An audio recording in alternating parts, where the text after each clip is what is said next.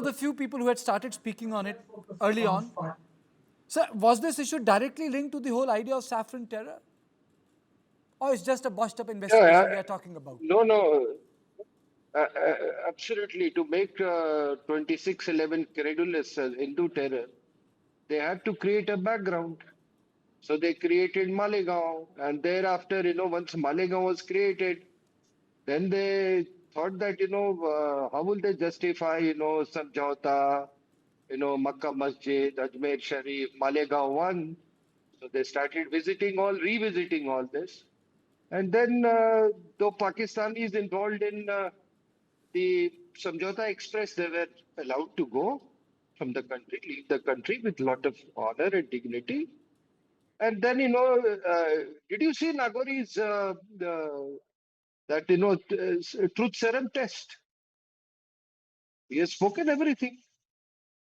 Now you tell me something that did those guys had Kalava in their hand, Hindu Kalava? Was the war room in Pakistan when 26/11 took place? Was there a book called 26/11 which was which was inaugurated, by that man whom I mean, a despicable face.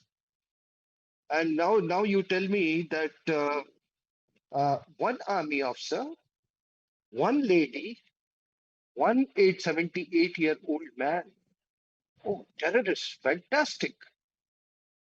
Now you tell me, did Rahul Gandhi tell Ambassador Timothy that saffron Hindu terror is more dangerous? And then Amit Shah's statement. Time is short, that's why I'm just. Amit Shah's statement, sir, he's absolutely right. If Hindus had to become terrorists, 5 lakh Kashmiri Hindus were hounded out of the valley. This was the 8th exodus. Not one terrorist was produced. Not one terrorist was produced. And secondly, sir, please don't insult the nation by saying that this guy's, she or he, should apologize. It's a conspiracy. This conspiracy should be investigated. And right from Videshi Mahila to down, everybody should be put behind bars. It should be investigated. It's a political challenge.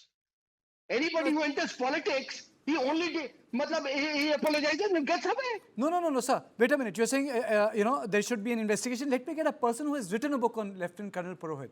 Smita Mishra has done that job. A very detailed book she has written. Smita, you must have gone through the entire verdict now. So is it all about saffron terror? Was it fabricated to provide an argument for an idea of a Hindu terror? And why was ATS finding and NIA finding at such variance? Smita. It had to be at variance because it is impossible to believe that men in uniform were torturing another man in uniform who was their senior, who at one time he used to come to their college to teach them about intelligence and how to fight terror. So no people in uniform will do it unless there is either a lot of pressure or coercion from above.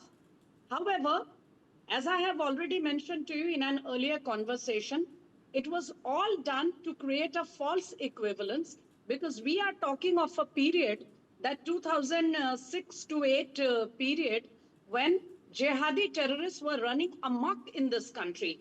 No city was safe from terror attacks. No festival was, would pass peacefully.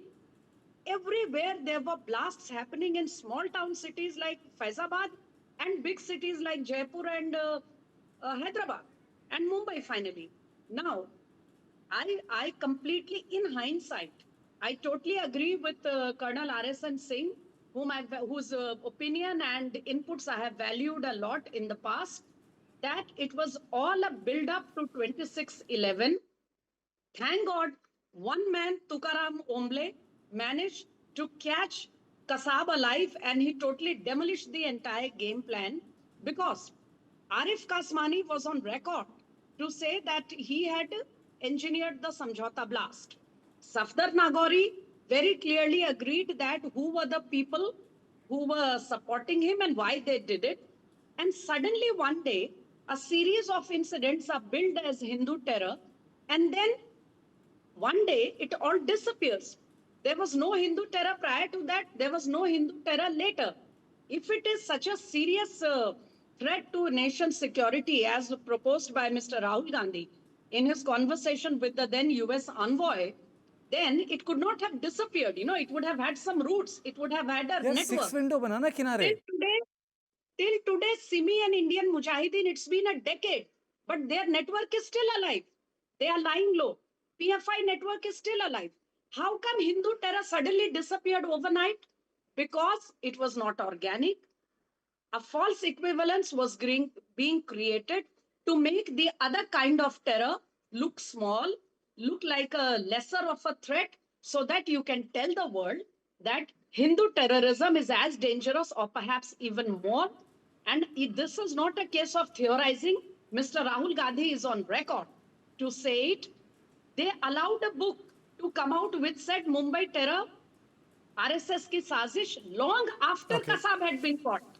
When that game had been demolished, that book was allowed to be published. Not only published, it was launched with great fanfare with big faces on the dais.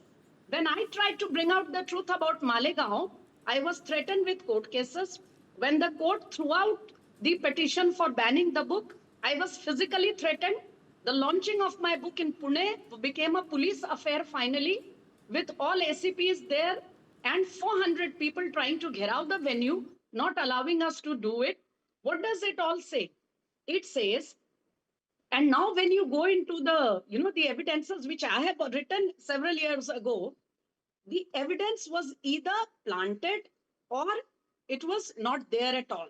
That is why 17 years of investigation, it's not a small thing.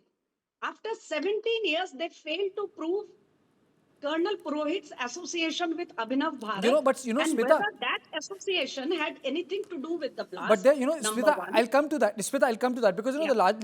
there are two things here which which have gone unanswered, which is that who did the Malegaon blast, who were behind it. These are the questions which now people are not asking because the story is intensely political. Since the issue of parties have come in, let me rope in Ashpit Khadial and Tom Badakkan. Mr. Khadial, please respond to the fact what Smita has said. Do you think that this whole saffron terror theory has rebounded on the Congress party? And then I'll go to Mr. Badakkan. See, first and foremost, the Bharatiya Janata Party has failed to get justice to the people, to the families that lost so many persons, lost so many dear ones. The fact of the matter is that the court has said that there was lack of credible, cogent, reliable evidence. Who was supposed to give this cogent, reliable evidence? Who was supposed to ensure that crucial witnesses were examined? Who was supposed to ensure that witnesses do not turn hostile? Who was supposed to ensure that a good case was put up? The prosecution. And who is the prosecution? Representative of the state. Who's governing the state? The Bharatiya Janata Party.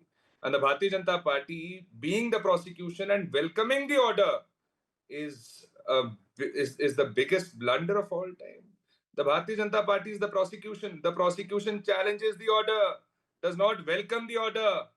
Where is the moral compass of the Bharatiya Janata Party? What would you say to those families that lost so many people, that lost so many dear ones? Okay. We have no accountability towards them. Okay, Two, Mr. Badakkan, a very important thing. Congress is saying that Congress is saying that there is. 10 seconds, please. 10 seconds, please. One very important point. The public prosecutor, Ms. Salian, she said the NIA told her to slow down and to go soft with regards to the accused. And in 2017, she was put off the case. She was removed from the case. Why did the Bharatiya Janata Party not say anything about this? Why did Mr. Modi not say anything about this? Mr. Shah not say anything about this? The concerned minister not say anything about this? Is there no accountability to be fixed? Okay, let Mr. And other than that, let Mr. Badakkan respond now. You have made your point. Let Mr. Badakkan respond. Tom, to you, sir. Karthikeyan, I am surprised that the investigation and the prosecution started during the UPA time. And why was she removed? And who was she supporting? And who were her mentors are still not in public knowledge. So I let the matter rest. But let me tell you something, Karthikeyan, you know, I was active in the Congress party at a time when this plot unfurled. I'm not taking the name of the general secretary at that time. He strongly opposed the concept of saffron terror. He was a strong Hindu person, and he said, look, saffron cannot represent terror. And there was a huge argument between Chidambaram and this particular gentleman. And the end result was we were all instructed to say terror has no color.